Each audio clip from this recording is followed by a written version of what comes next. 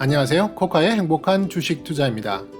이번 시간은 코카의 관심 종목인 두산 퓨어셀에 대하여 같이 공부해 보겠습니다.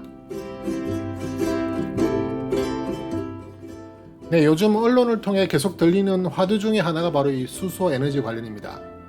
최근에 일산 킨덱스에서 수소 모빌리티 쇼도 열리면서 계속 관심을 끌고 있고요.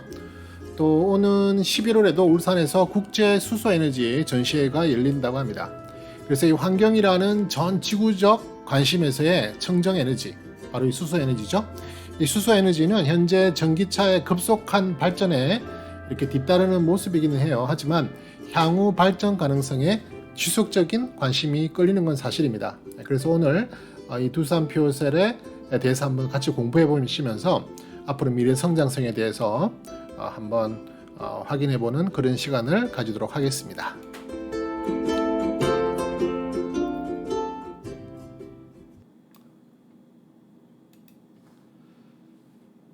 자, 두산 퓨어셀 한번 살펴보도록 하겠는데요.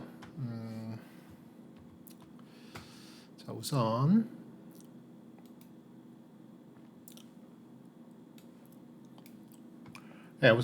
간단하게 기업에 대해서 한번 살펴보고 가겠습니다.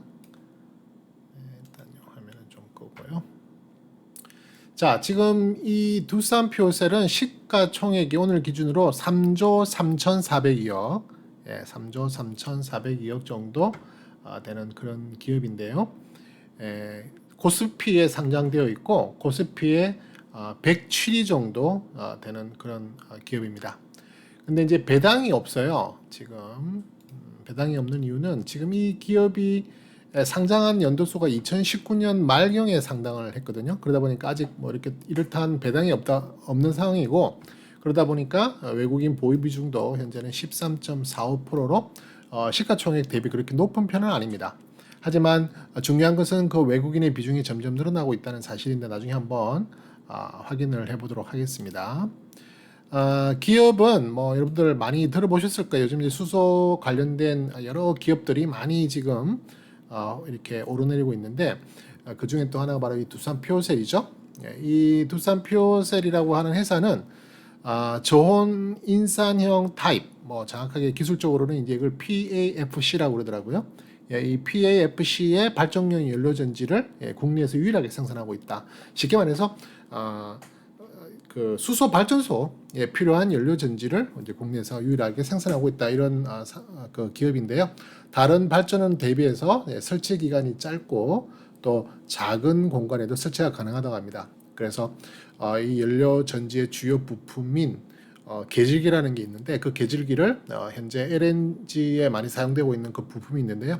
그 LNG 타입을 수소로 전환을 하면 향후에 이제 수소 충전소 사업에도 확장을 한번 기대해 볼 수 있는 그런 기업이다. 그러니까 지금 현재로서는 수소 발전용 연료 전지를 개발하고 있지만 이 사업의 확장성으로 볼 때 이제 수소 충전소는 결국에는 이제 수소 연료 전기차 그렇게 이제 이어지겠죠.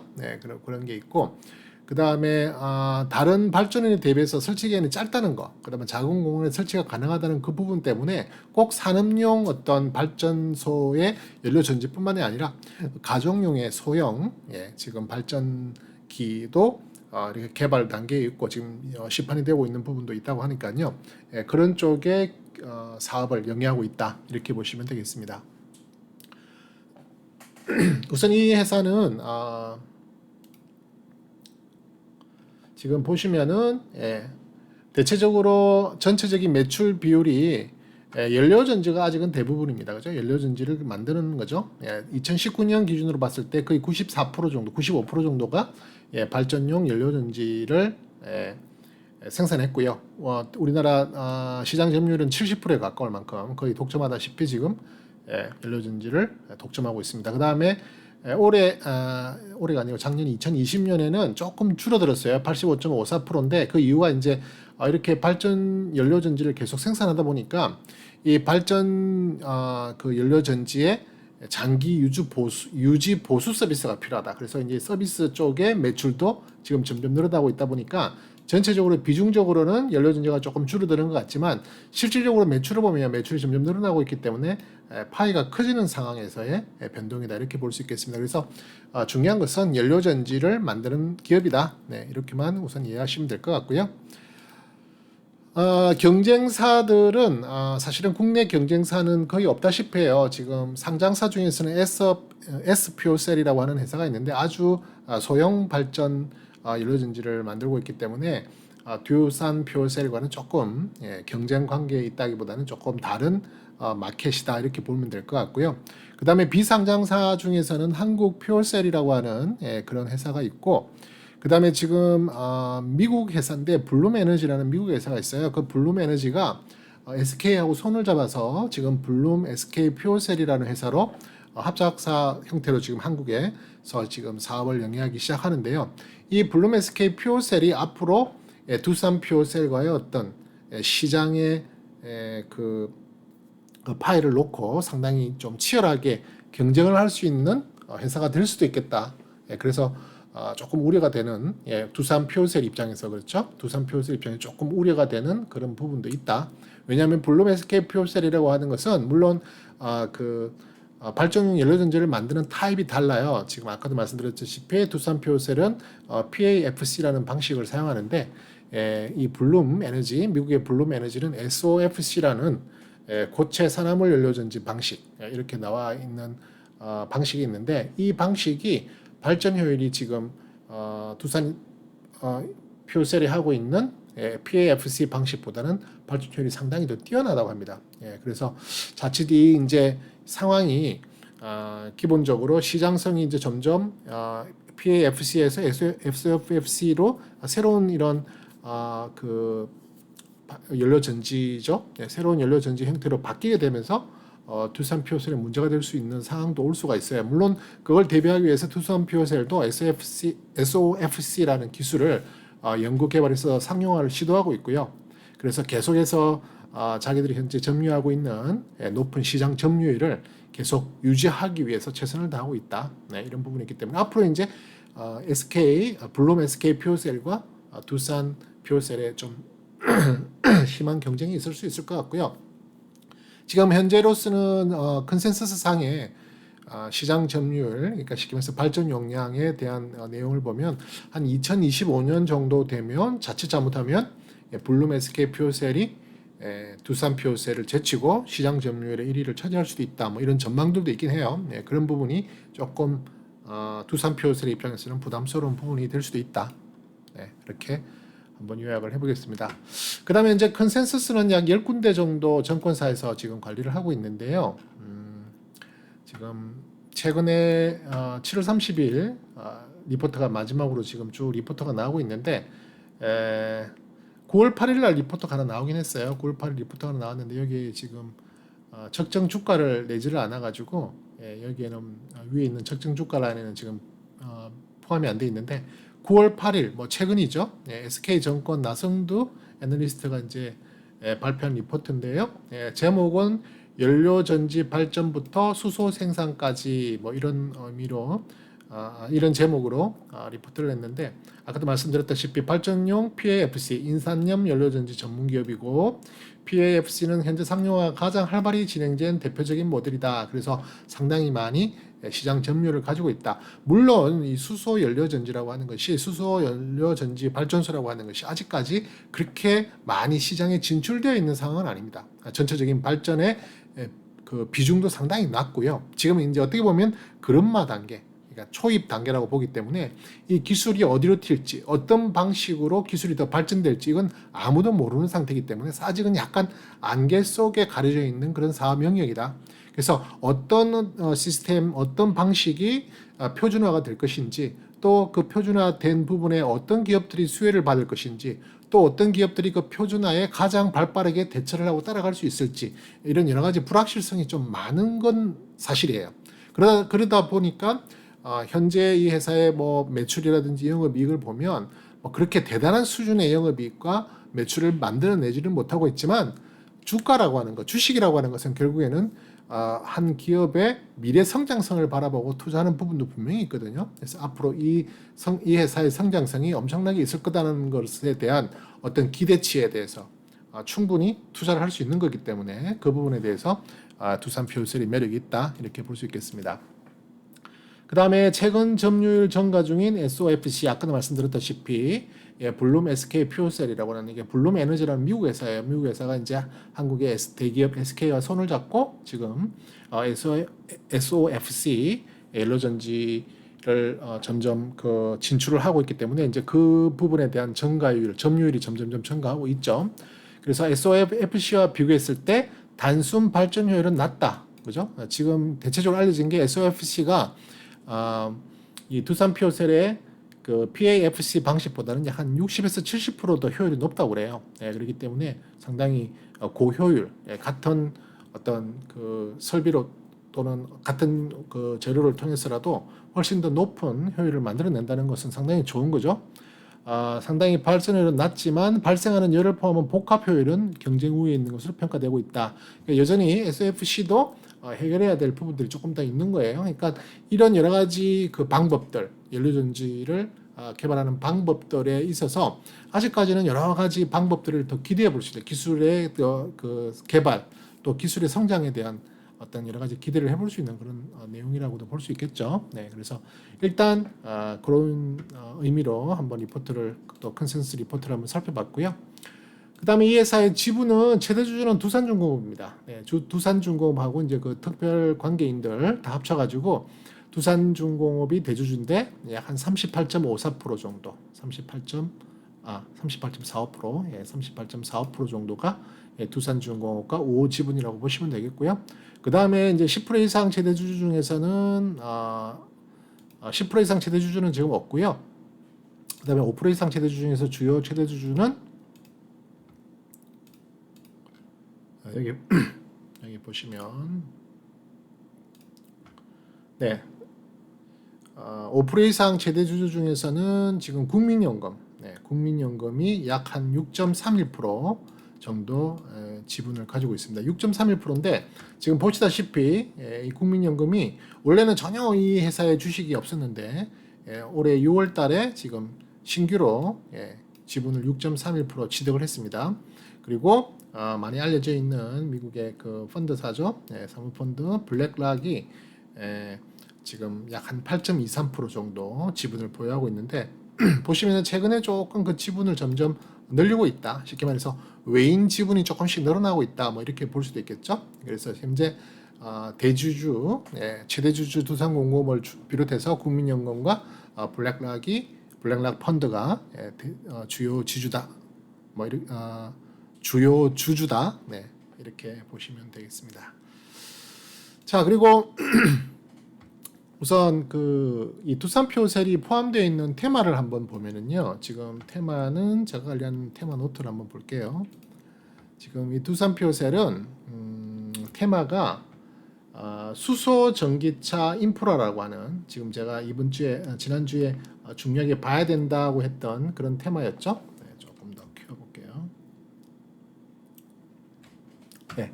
수소 전기차 인프라라고 하는 그런 테마인데요. 지금 보시다시피 상당히 우상향을 하고 있는 그런 테마다. 그죠? 상당히 힘이 있게 올라가고 있는 테마다. 이렇게 보시면 되겠고요. 그리고 최근에 특히 아주 가파른 상승세를 보여주고 있는 그런 테마, 그러니까 섹터다. 이렇게 보시면 되겠고요. 또 하나 섹터가 여기에 포함이 되어 있는데요. 또 하나는 이건 조금 이제 순위상으로는 조금 떨어지는데요.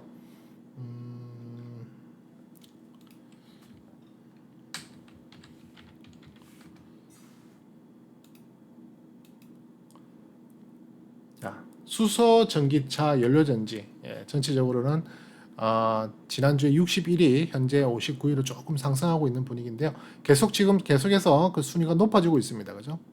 이렇게 보시면은 이 순위가 뭐 75, 74, 73, 68, 66, 61, 59 이런 식으로 계속 좀 순위가 상승하고 있는 그런 섹터 테마죠. 이것도 그래프를 한번 확인해 보면 지금 상당히 우상향하는 그런 그래프다. 그래서 현재 수소가 그만큼 주요 섹터로 자리매김하고 있는 거고요. 그런 주요 섹터에 포함되어 있는 두산표 요새 물론 여기에 많은 종목들이 있습니다. 특히 효성그룹 관련해서 상당히 많은 기업들이 포함이 되어 있고요. 잠깐 한번 볼까요?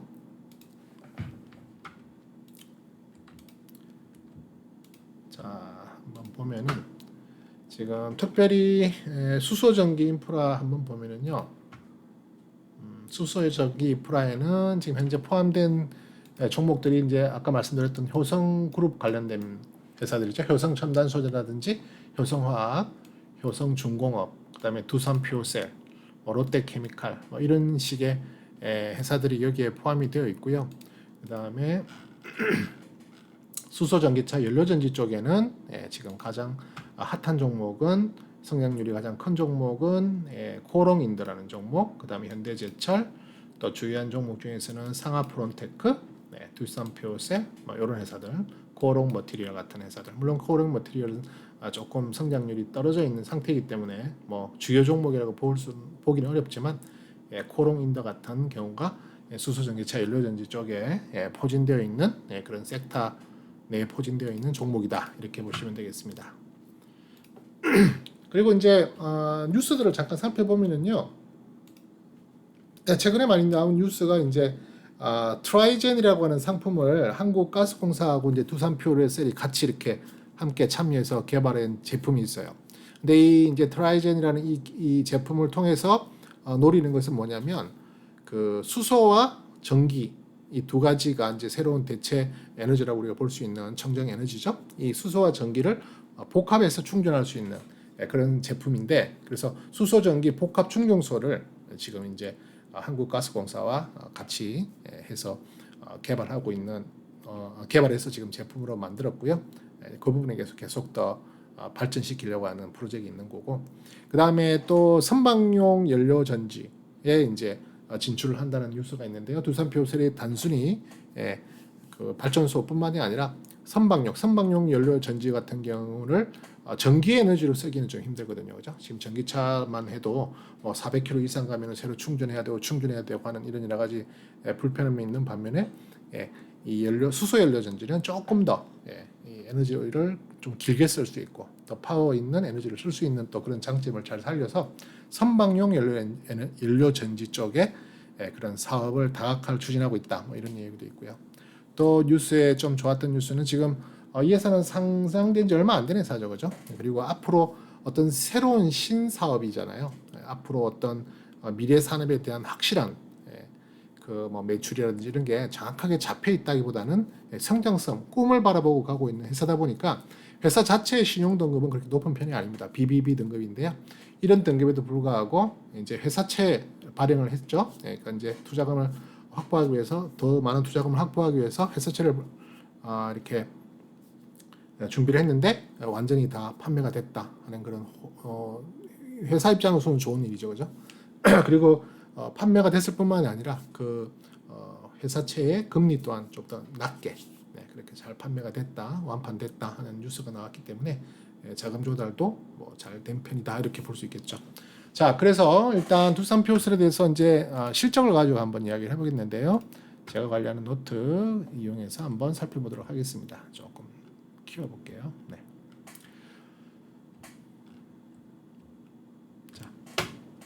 자, 일단 기본적으로 우선 연간 이익을 한번 가지고 살펴볼 텐데요.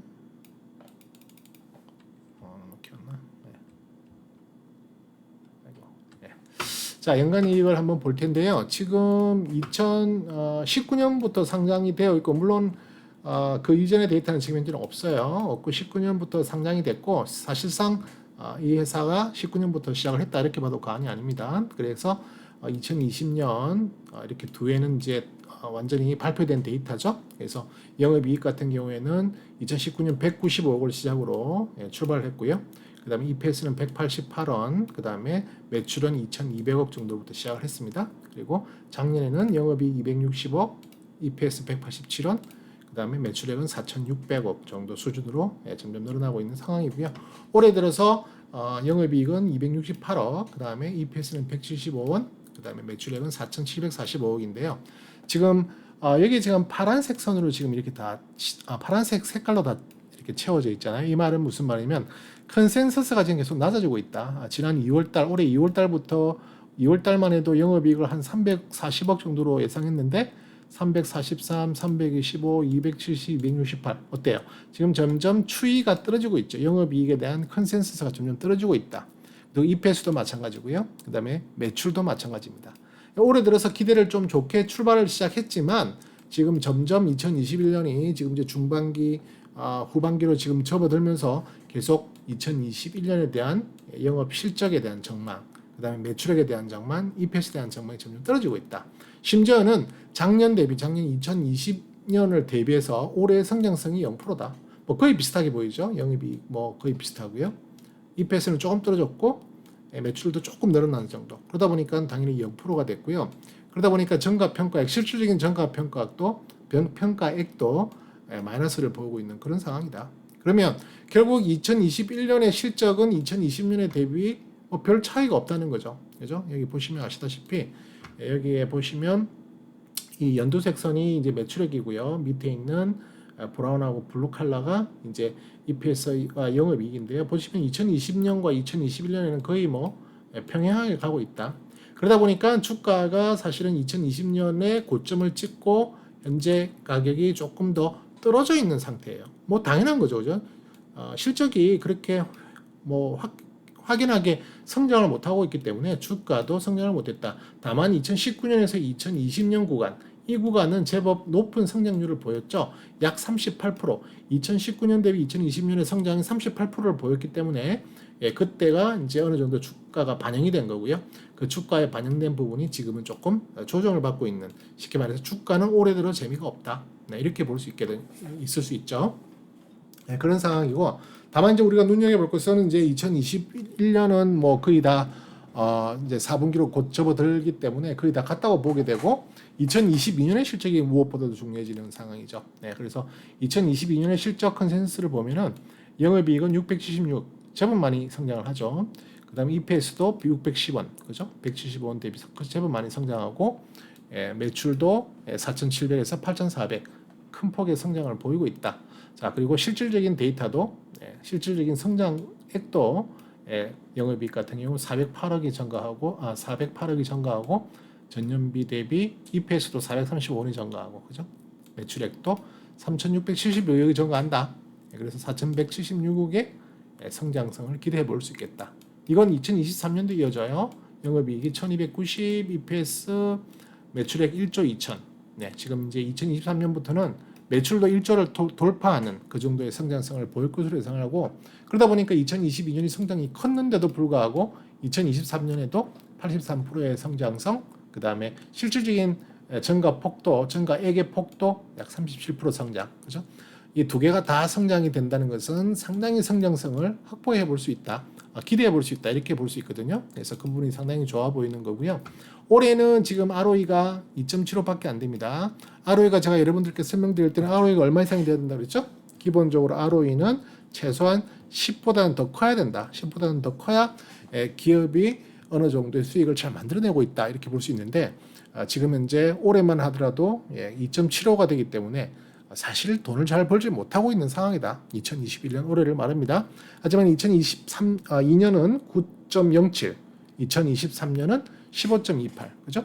10을 이제 내년에 넘지는 못하지만 그래 10에 근접한 상황이 되는 거고요. 물론 컨센서스니까 조금 더 지켜봐야 되겠지만 중요한 것은 꼭 10이 되지 않다 하더라도 성장이 되고 있다는 게 중요한 건데, 지금 내년 같은 경우에는 거의 10에 가깝게 성장이 될 뿐만 아니라 2023년에는 15.28까지 성장이 된다. 이렇게 현재로서는 컨센을 하고 있습니다. 그래서 성장성은 확실히 확보가 되어 있다. 이렇게 볼 수가 있겠습니다.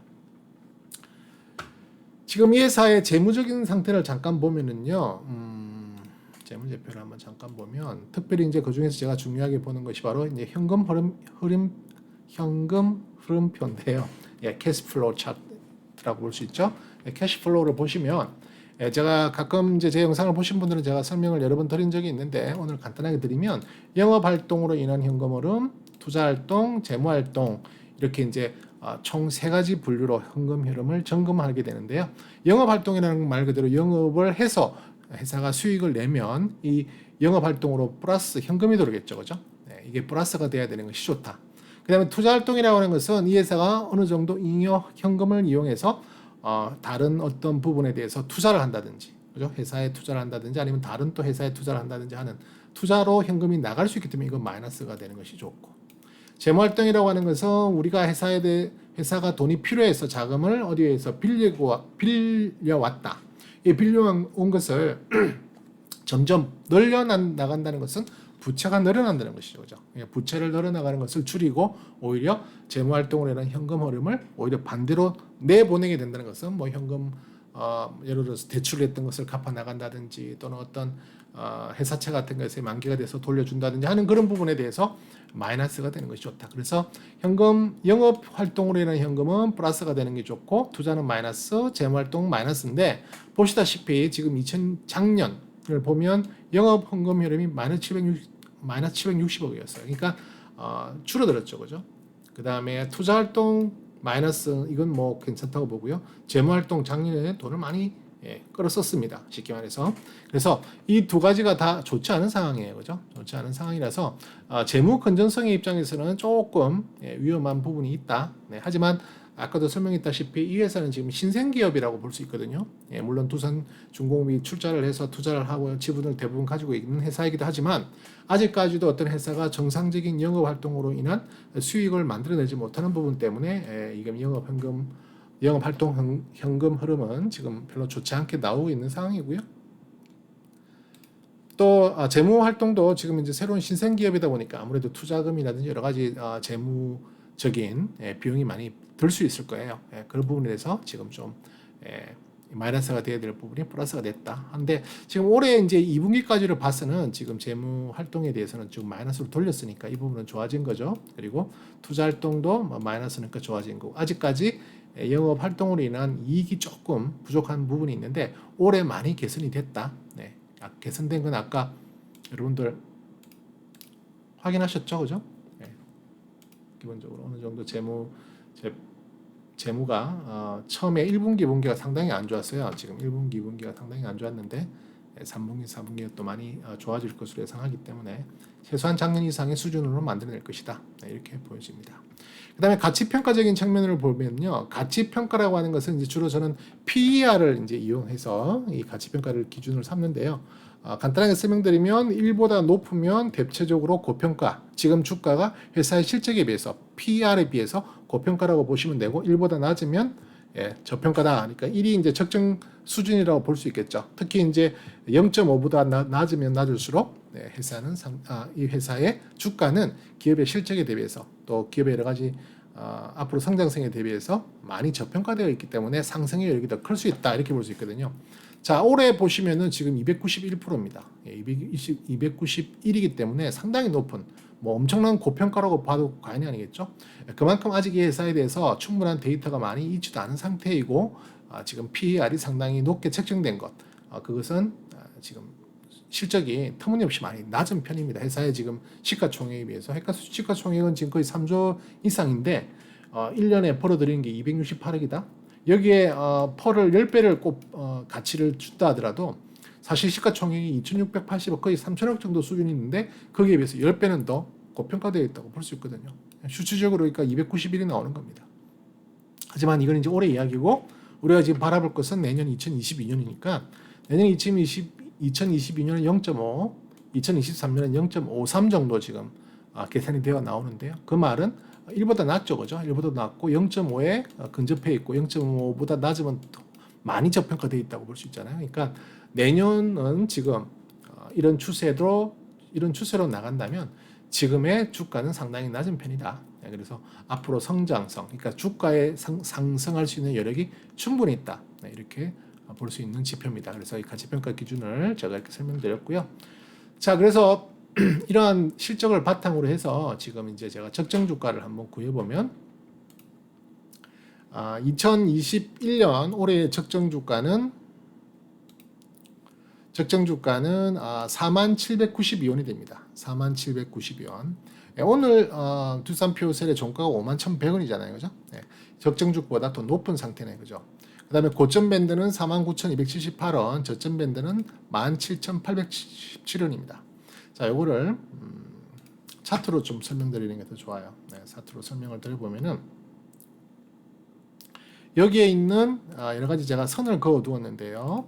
여기에 있는 연두색 선이 있죠. 연두색 실선이 2021년 올해의 적정 주가입니다. 적정 주가가 4792원. 이 정도 되면 올해의 실적 대비해서 주가가 그 정도에 머무르는 게 좋겠다. 올해 5월달 정도가 그 부근에서 놀았죠. 그죠? 5월달 정도가 그 부근에서 놀았고, 지금 사실상 올해 1월달만 하더라도 2020년의 급등세가 뭐 관성 때문이겠죠. 더 쭉 올라갔다가 상당히 높은, 쉽게 말씀드려서 올해의 적정 주가의 고점 밴드인 49,276원을 훨씬 돌파한, 쉽게 말해서 거품이 엄청 끼었다는 얘기죠. 이 거품이 엄청 끼었다는 것은 향후 주가를 많이 떨어뜨릴 수밖에 없는 상황이 됩니다. 전 생각 같아서는 지금 이 떨어짐보다 더 많이 떨어지고 옆으로 가야 되는 상황인데 생각보다 6월 달부터 주가를 빨리 지금 회복시키고 있는 부분이 있다. 이런 것이 이제 그만큼 이 수소 경제라는 화두, 이 화두가 전반적인 시장에서 많은 사람들의 관심을 끌고 있다. 그게 앞장서고 있는 게 바로 효성그룹들이죠. 효성그룹들, 그 다음에 코오롱 그룹들이 수소 하면서 두산표셀도 거기에 어느 정도 참여가 되면서 생각보다 빨리 제가 볼 때는 반등을 했다. 원칙적으로는 이 과열된 거품이 터지면 훨씬 더 많이 떨어져야 되고 그 이후에 조정도 더 커야 되는 상황에서 생각보다는 빨리 회복을 하고 있다 이렇게 볼 수도 있거든요. 그러다 보니까 여전히 여기 빨간색 선이 바로 2021년 올해 실적에 대비한 적정주가 고점 밴드거든요. 이 고점 밴드보다 위에 놀고 있다는 것은 그때부터는 거품이 끼었다라고 말해도 된다는 거죠. 지금 비싼 상황입니다. 어떻게 보면 2021년은. 근데 중요한 것은 뭐냐면 지금 2021년은 거의 다 갔고 보통 주가라는 것이 뭐 짧게는 3개월, 일반적으로 6개월을 선행한다는 의미로 볼 때 지금 벌써 2022년에 대한 기대감이 이 주가에 반영될 수 있는 거거든요. 그러면 지금 2022년에 적정 주가는 얼마냐면 약 41,461원. 지금 올해가 41,792원이고 내년이 41,461원이에요. 적정 주가 상으로는 거의 변동이 없습니다. 하지만 어떤 게 좀 많이 확장이 됐냐면 적정 주가의 고점 밴드. 죄송해요. 제가 말씀을 잘못 드렸네요. 적정 주가가 94,602원. 적정 주가가 94,602원이니까 지금 현재 이 두산 표셀이 가장 고점이라고 할 수 있었던 가격이 65,400원이거든요. 65,400원인데 적정 주가가 47,902원, 올해 47,902원이 내년에 94,600원까지 올라간다는 건 거의 더블을 상승해도 이상하지 않다는 거죠. 아무리 보수적으로 접근해서 여기 제가 이제 파란색 선을 점선을 그어놨는데 보수적으로 생각한다 하더라도 내년에 저점이 41,461원, 적정 주가 저점 밴드가 41,641원이기 때문에 앞으로 상승할 수 있는 여력은 엄청나다 볼 수 있겠고요. 여기에 이제 주황색 선으로 그어져 있는 66,950원대죠. 이 라인이 뭐냐면은 지금 10군데 정권사들이 리포트를 내면서 적정 주가, 목표 주가를 내죠. 그 컨센서스의 평균값을 66,950원으로 보고 있기 때문에 정권사들도 지금으로부터 약 한 30% 이상의 여력, 이 여력은 지금 2021년을 기준으로 한 겁니다. 그러니까 2022년이 되게 되면 아마 모르긴 몰라도 이 적정 주가, 정권사들이 생각하고 있는 적정 주가 또는 목표 주가가 더 상향되지 않을까. 저는 지금 94,602원까지 보거든요. 그러니까 훨씬 더 상승의 여력이 크다. 하지만 이 상승의 여력이 크다고 해서 반드시 지금부터 푹푹 올라간다는 의미는 아닙니다. 어떤 식의 조정을 받고 언제 올라갈지는 아무도 모른다. 그걸 알면 미아리에 돗자리를 깔아야 되겠죠. 그건 아니고 중요한 것은 언제 어떻게 어떤 모양으로 올라갈지는 모르겠지만 2022년엔 최소한 94,600원까지 갈 수 있을 가능성이 높다. 이렇게 볼 수 있겠거든요. 물론 2021년에 실적들이 예상했던 것만큼 잘 발표가 돼야 되고요. 그래서 2022년에 컨센서스도 흔들림 없이 지금 만들어져 있는 컨센서스의 가격이 잘 유지가 된다는 조건입니다. 그죠? 컨센서스를 바탕으로 만들어진 적정 주가이기 때문에 컨센서스가 다시 안 좋게 변한다든지 줄어든다든지 또 강력한 경쟁자 아까 말씀드렸던 그 미국의 블룸 SK 퓨어셀 같은 경우 생각보다 더 강력한 경쟁자로 어떤 뭐 이렇게 마켓에 영향을 주게 되는 상황이 생겨버리면 또 이야기는 달라지는 거죠. 그러니까 이건 어디까지나 현재 상황에서의 적정 주가다 이렇게 볼 수 있거든요. 그래서 지금 현재로서는 2021년에 지지부진한 실적을 2022년에는 크게 돌릴 수 있는 가능성이 높고 그걸 주가가 잘 반영한다면 주가는 최소한 뭐 9만 원까지는 한번 기대를 해볼 수 있지 않을까 이렇게 생각을 합니다. 그래서 그런 의미로 본다면 두산 퓨어셀이 상당히 매력이 있다 이렇게 볼 수 있겠죠. 그래서 정말 좋게 접근을 한번 해볼 수 있는 그런 상황이 되겠다 이렇게 말씀을 드리겠고요.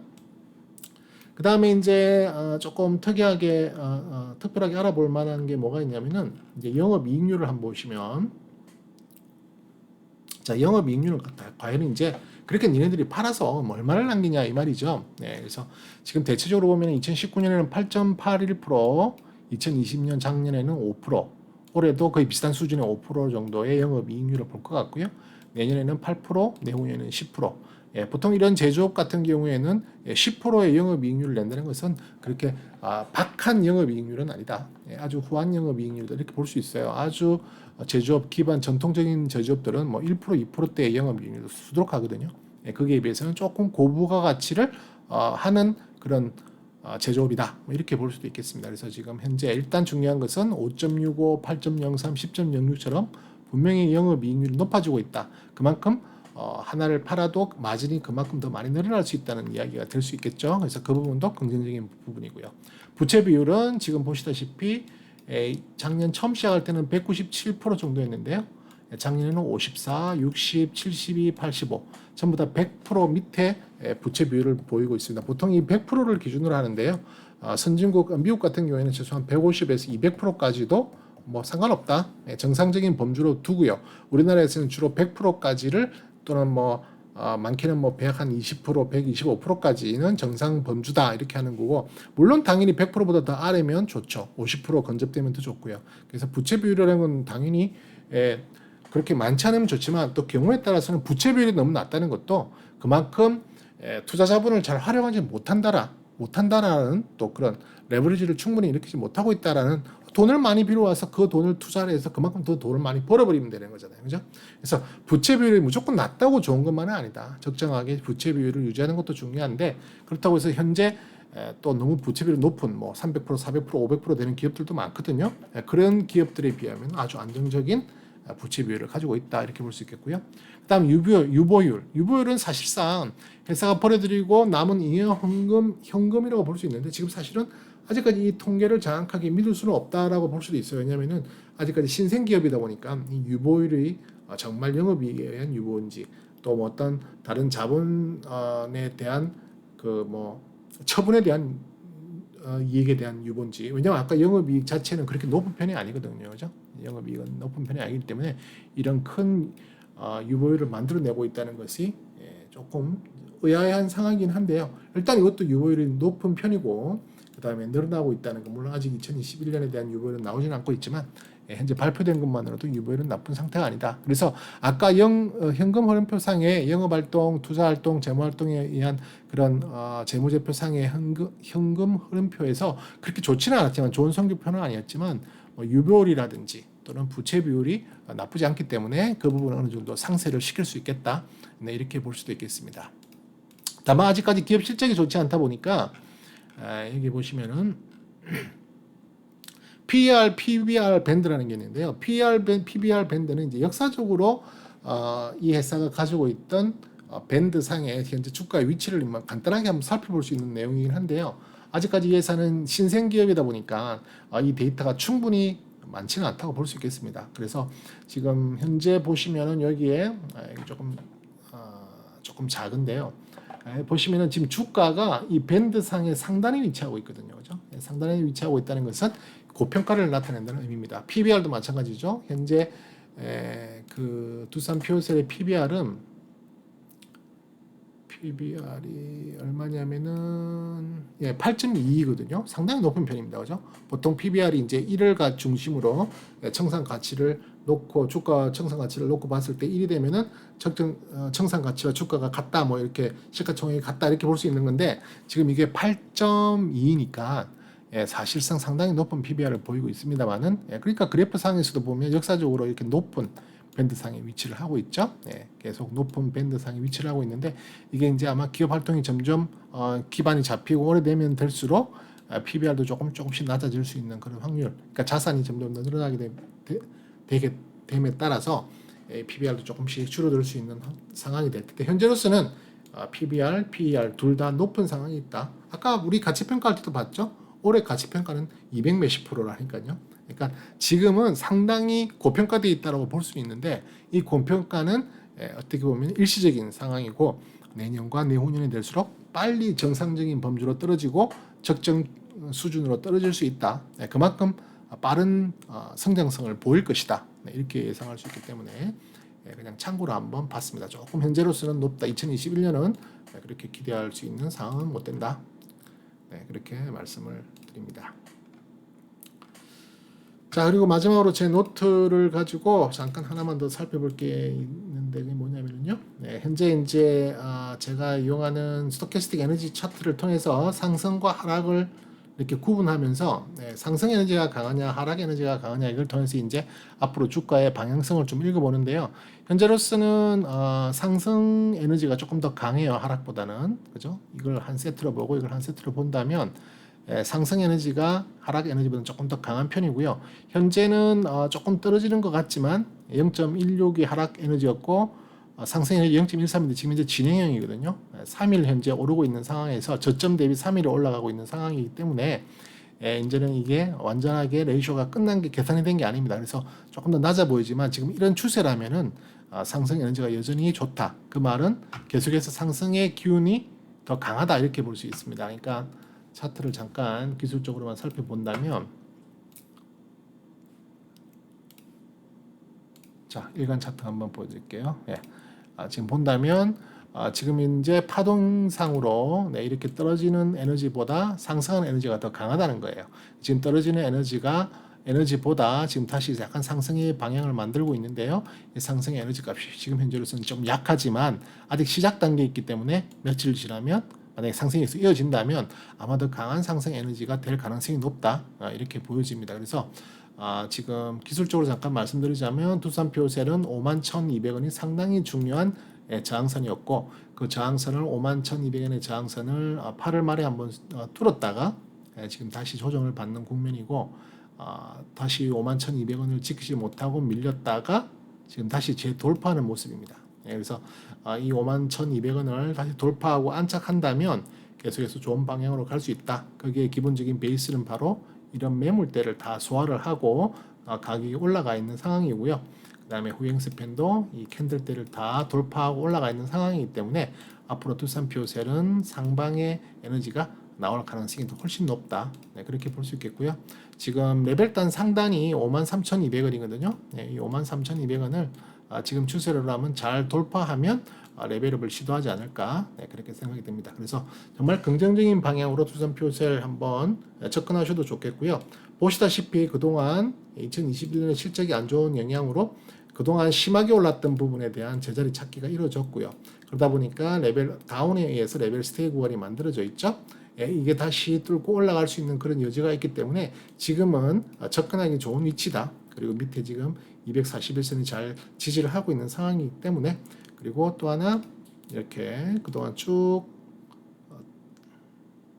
떨어졌던 그죠? 하락 추세선을 지금 벗겨내고 올라가고 있는 상태다. 이런 여러 가지 점들을 봤을 때 수급도 좋고요, 그죠? 여러 가지 점들을 봤을 때 두산표셀은 조금 희망을 가지고 갈볼만한 그런 종목이다. 이렇게 말씀을 드리겠습니다. 자, 이렇게 두산표셀에 대해서 한번 쭉 살펴봤는데요. 여러분 관심 가지시고 저도 지금 이 종목에 대해서 계속 성장주로 비중을 확대해 나가고 있습니다. 그리고 어느 정도 수익이 나 있는 상태이기도 하고요. 그래서 앞으로 계속해서 상승 에너지가 계속 나온다는 것이 확인될 때마다 더 추가적으로 매수를 해서 비중을 더 확대해 나갈 생각인데요. 여러분들도 한번 관심 가지시고 같이 한번 가보면 좋겠다. 네, 그렇게 말씀을 드립니다. 네, 이렇게 긴 시간 또 여러분 한번 같이 여러 내용을 살펴봤는데요. 네, 충분히 도움이 되셨으면 좋겠습니다. 지금까지 코카였습니다. 감사합니다.